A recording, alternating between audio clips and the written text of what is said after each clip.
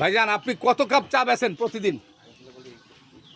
ধরেন 1000-1200 কাপের মতো। 1200 কাপ, মার্শাল্লাহ।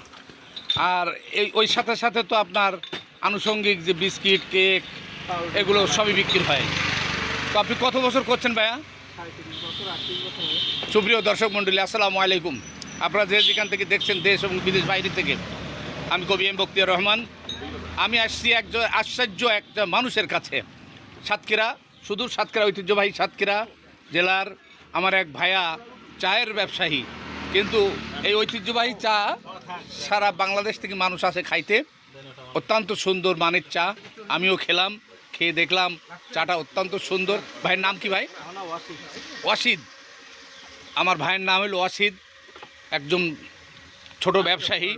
কিন্তু ওনার চা পাউরুটির এত সুনাম হয়েছে যে বাংলাদেশের না, ওইটা নিয়েন না, ওইটা নিয়েন না ভাইয়া, আমি টাকা রেখে না না, ওটা নিয়েন না।